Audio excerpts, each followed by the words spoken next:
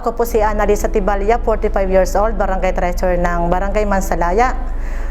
Isa rin pong volunteer ng Kalahi. Na-identify ma'am namin yung project dahil po dito ma'am sa amin ay wala po kaming quarantine facilities. Kaya po nung ano po sa amin ang Kalahi, yan po ang na-identify po namin na magkaroon po ma'am kami ng quarantine facilities po.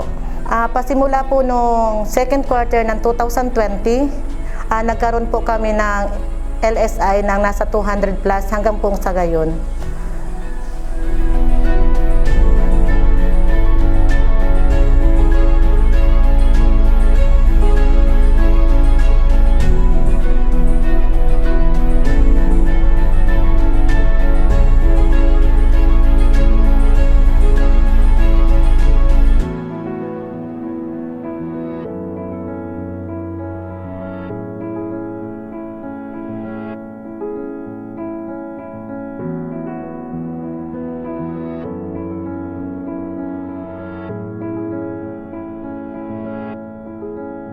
Ako po si Ronilo C. Sorara, 44 na taong gulang, punong barangay po ng Mansalaya, Delgado, Camarines Sur.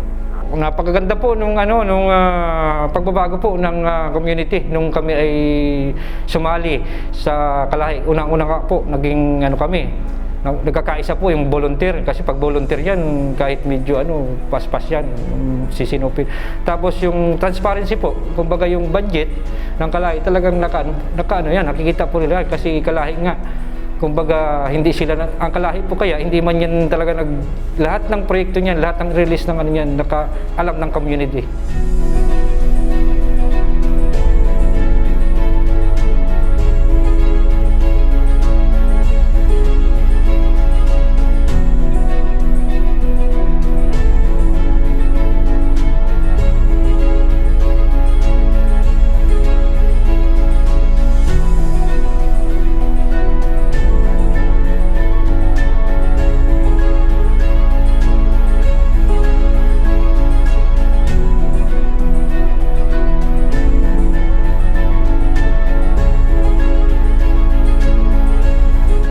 Ano ko lang sana na kung ano yung proyektong pagyamanin din, ingatan.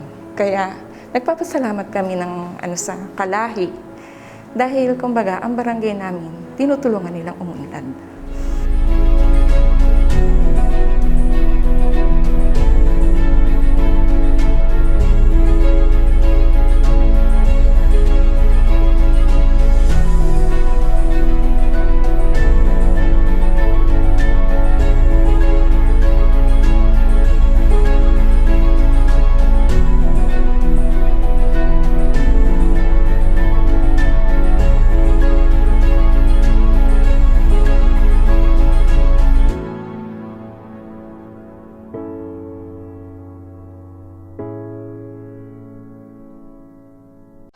DSW